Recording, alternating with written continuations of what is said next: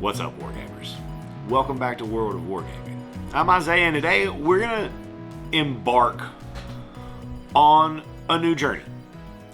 I've had numerous people ask me to make some videos about tables and terrain and putting those things together and the choices and the options.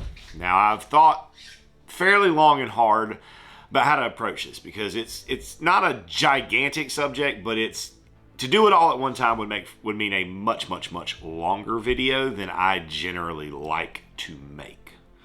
I think it would go pretty far and well beyond my personal sweet spot. So we're going to do it in stages over several videos, at least 3, probably no more than 5. And we're going to start off with the most basic component of your terrain collection and of the table that you are setting up, the board. So we're going to start off by discussing some of the different options. Probably not all of them, because as with most things in Wargaming currently, and I'm not complaining about this, I view this as a blessing, we are spoiled for options. So it really comes down to a situation of a cross-section of time and money. The more time you have, the less money you need to spend. The more money you have, the less time you need to spend. Or somewhere along that. Now, obviously, the most basic, simple board is just your kitchen table. And I'm here to tell you that if you are new to Wargaming, or if you're getting into it, or if you're strapped for space or anything like that, don't let the internet and the things that you see on the YouTube or the Instagram or the Facebook groups or wherever, don't let those phenomenal pieces of art and photography make you feel bad about just playing on your kitchen table, just bare bones. There's nothing wrong with it. Pretty much all of us who've been in the hobby for any amount of time have done it at some point, especially if you're new, because if you're just getting into Wargaming, there's already so many things that you're buying to invest in your hobby. Models, paints, tools, and all of those things take a slightly higher priority in the beginning. In the beginning, you want to get some models painted, you want to get some games in. So there is absolutely nothing wrong with playing just on your bare kitchen, coffee, whatever, table, the floor, whatever surface you happen to have available. It is a perfectly acceptable way to game.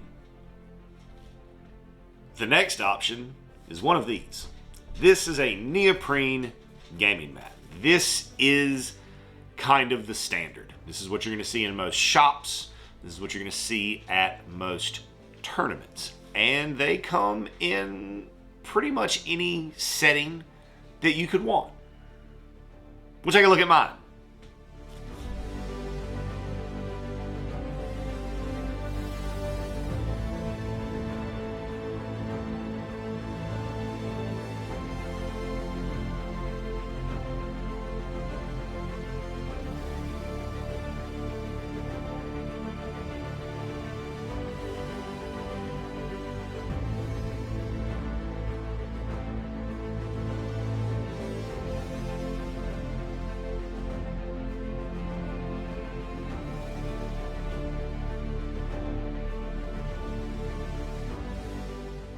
So as you can see, the neoprene mats come in a wide range of patterns. Now, I cannot tell you what pattern you should buy, but I can give you some things to think about when considering those purchases. If your army has a theme on the basing, such as snow or swamp or desert or whatever, especially if you're playing army games, it's always a good idea to have a mat that kind of matches your bases, because then you get slightly more thematic games. Beyond that, consider what kinds of games you want to play. Do you want to play more sci-fi games, fantasy games, Europe? What kind of environment, what kind of biomes do the games that you want to play need? Now, I always buy 6x4 mats, and then I can just section off the part that I need. But most manufacturers sell them in lots of sizes, 2x2, 3x2, 2, 4x4, all the weird sizes that GW uses for their tables now in their games. You can usually buy whatever size you need. I just personally like to buy the full table 6x4 mat, because then I have it. If I need it for an army game, I've got it. If I need it for a skirmish game, I can just section off the part that I need. So that's the way I like to do that. I feel like it's better bang for your buck.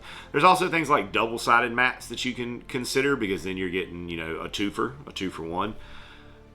And there's going to range in price anywhere from like probably 20, 25 bucks for some of the smaller mats up to around 75 to 80 for the 6x4s, and if the company sells something bigger than that, then the price will obviously go up with the size. And as a almost identical stand-in to the neoprene, you have vinyl mats. I personally don't care that much for vinyl mats, but I have lots of friends that play on them, and I've played on them, and they're okay. They work just fine. Something about the texture of it bothers me. So, but they are a perfectly acceptable, and they're going to be slightly cheaper than the neoprene. Not a lot cheaper, but a little bit cheaper than the neoprene mats usually. My dislike of the vinyl mats stems from the texture of them, but also from the glare that they have on them. They always look a little bit shiny, which just kind of throws off my fun a little bit. But again, they are perfectly serviceable and acceptable, and a little bit cheaper than the neoprene, and will also come in the range of sizes, so you can find a mat to meet your game requirements, pretty much regardless of what those game requirements are. Moving up the table from the vinyl and neoprene, we have cloth mats. There's a few good companies out there that do these. These are from Battle Mat Bazaar. There's also Cigar Box and a few others. They're usually a very, very soft fleece kind of teddy bearish or, you know, fleece blanket type material. And they are good for a couple of reasons. They've definitely got some upsides to them. Number one, if you spill stuff on them, these are usually machine washable. You can just toss them in the washing machine and get whatever out. With the neoprene mats, it's a little bit tougher to get those kinds of stains and things out. Also, these are much easier to store, as it doesn't matter if you fold them or scrunch them or whatever. Whereas with a neoprene mat, it wants and needs to be rolled, because if you fold it or anything like that, they will get creases in them that are a giant pain in the ding dong to get rid of.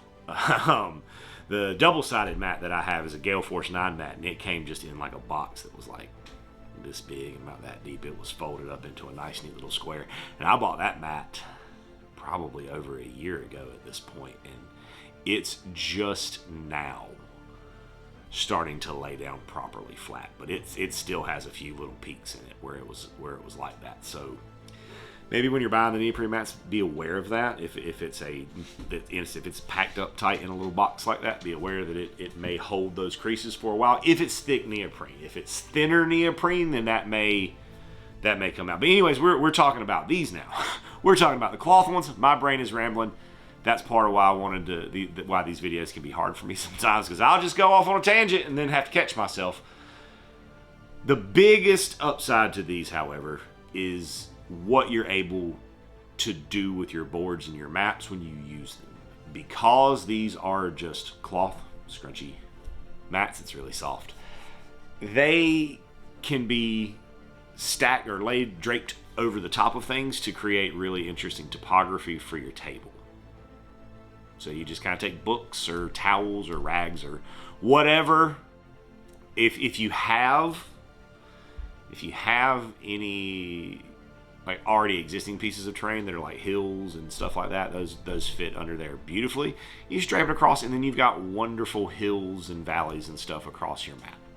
And here we have just a real basic, simple example of this. You can do much more complex things with the topography, but this is just like the cloth, the rags, the pieces of cloth that I use to section off my table when I game.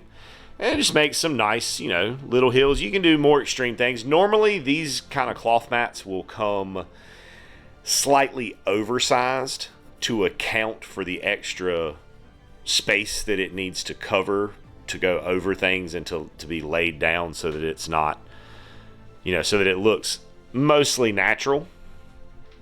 These types of mats, however, do generally run more to the expensive side. Definitely more expensive than neoprene, depending on the size. They range, I want to say I've seen them anywhere from 50, 60 for smaller sizes up to over $100 for much larger sizes. But they are very, very nice. You can wash them, and they really do make good, fun, immersive tables. And as I started to mention earlier, when buying your first battle mats, if I mentioned some things to consider, but here's kind of, for me anyways, the default is just a green grass field mat. I feel like you can't really go wrong with that. It can be used for pretty much anything and everything. So it's a good kind of default mat to have in the collection. Moving on to what I consider the tippy top. This is leaning well more towards the time than money side of things, although depending on how you do the build in the project, it's not necessarily cheap, but cheaper if you don't count your labor. Which we don't, because it's our hobby. It's the thing we enjoy doing. It's the labor of love. And that, my friend, is the custom board.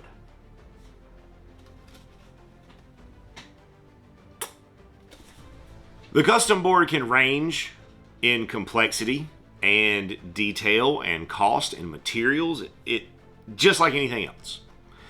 In its most basic form, you're looking at a piece of, I don't even know what it costs these days. I haven't bought a piece of it in so long, but I would say probably $17 to $25 sheet of 3/4 half inch to 3/4 inch insulation pink foam, cut to the size that you need.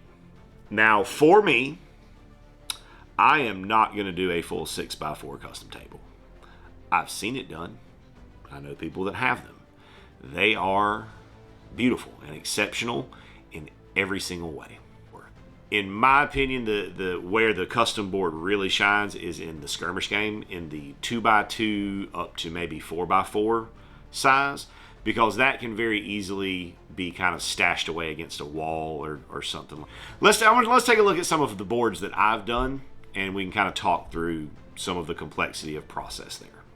Starting with the smallest one that I've ever done. This is the board that I did for Demon Ship from Black Site Studios, and it consists of a very small piece of foam and some paint and some special rust paint. I also built these little walls. These are plastic hard, which is $2-3 a sheet. Piece of foam, some paint, same rust, some zip ties. If you'd like to see more about this one, I'll toss a link to the how I built it video up in one of the corners. I can never remember which one it ends up in. Moving up in size a little bit, this is the board that I did for Space Station Zero. This is the exact same board as the Demon Ship board. It's the exact same process, just scaled up and with some different colors on it. This board is a pretty close to about like a Kill Team Warcry size board, so this is a pretty common size, and it's really, really easy to do up a board this size if you wanted to. It would not be that much harder to do, model up some little hills and do texture paint if you needed something that was outside with dirt or snow or swamp or whatever for your board. This is still at very, very basic level of skill, tools, and materials required to create a decent looking board. Making just a tiny step up the complexity scale, we've got the walled-in board. I've made a bunch of these in different sizes for Rangers of Shadow Deep, but I've used them for Warcry, I've used them for sci-fi games, I've used them for one-page rules. These are wonderful. And I think that it's good that when you're making boards, especially skirmish game boards, unless there is only one game that you play, there's no reason to make your board super specific. You can create yourself some different biomes, some different environments, but you can keep it very, very simple for ease of storage as well as for universality. Being able to switch it and play a sci-fi game on it, and then the next day or the next week break out that exact same board and play a fantasy game on it, and everything still fits and works, and it's a fun board and a fun table. This is a lot of the same, some of the same steps as the other boards, but a little bit more here with the kind of just rubbing the rock and the tinfoil and the stuff to create some texture, doing some kind of freeform pencil lines on the side. And I just make the boxes, and then I have scatter terrain to fill it, and, you know, make doors and stuff like that. But these, the box boards, I've gotten a lot of good use out of these. There's a lot of scenarios and stuff out there that are like, you need to be in the sewers, or you need to be in this castle room, or wherever. And these various sizes of box boards that I've done for Rangers of Shadow Deep have proven immensely useful. And while slightly more time consuming to make than the previous boards we looked at, the cost is still very, very, very minimal. You're still looking at maybe a quarter of a piece of a full sheet of foam board. So that stays pretty low. And then moving up to what is closer to the top end of complexity in my boards, which is things that involve resin pours. This is a really simple one, and I need to get a piece of plywood and like glue this down to it because it is starting to warp, because this is just a piece of foam board that I dug down, hollowed out, textured, painted, and poured resin into in a couple of different pours. If you think resin looks cool, don't be afraid of it if you've never done it. Just go for it, man. The worst that can happen is that you have to do it over. Just make sure you don't leave it to cure in a place where you're going to be upset if it leaks out and hardens and cures onto something. But resin is very, very satisfying. It looks amazing. It plays great. It's a nice, hard, durable surface, and you can do a lot of really cool things with it. This is a 2x2 board, and I use this for I've used it for Yafsiga, for Perilous Tales, for just all kinds of different games that use a 2x2 board, and I love it. And I need to do some maintenance on it to get it back up to snuff, because, you know, stuff like this is, which this was a scrap anyways. This was a piece of trash that I just kind of printer fail that I just kind of included in the build. And then there is the absolute top level of complexity that I have or have ever done. You may have seen this thing sitting behind me in the videos when I talk, but this is actually a playable board. It was originally a board made for Rangers of Shadow Deep, but I've used it for a few other things since then. And this is kind of the utmost that I've ever done for a board to play on. This is all like toilet paper rolls that I glued together to make an armature, and then filled out with paper to bulk it up some, and then wrapped the whole thing in plaster cloth, and then painted it and dry brushed it and flocked it. It's a stairwell. This was also for Rangers of Shadow Deep. It's the broken stairwell, and it just kind of, you can see that stairwell comes right on down the mountain, but there's tons of ledges and flat surfaces everywhere. So it is a more or less, I want to say this is like right around 2 feet by 3 feet, maybe 3 feet by 3.5 or 2.5 by 3 or something like that. So it is a playable kind of skirmish size board. I just have not played another game on it, but I think I might. Next time I get somebody over here to play a skirmish game, I might make them play on this. What do you guys think? And those, in my opinion, are the kind of basic. Now, if you know of other ways to cover or prepare your table that I have not mentioned, feel free to drop them in the comments so that I can check them out. But I feel like what we've talked about are the basic, simplest, most common ways to deal with preparing that base layer of your table for a fun and immersive game. Hopefully, this is on track with what some of you have been asking for. If it's not, help steer me in the right direction. I'm doing my best here. Thanks so much for tuning in, hanging out while we talk terrain. I hope you have an absolutely amazing rest of your day.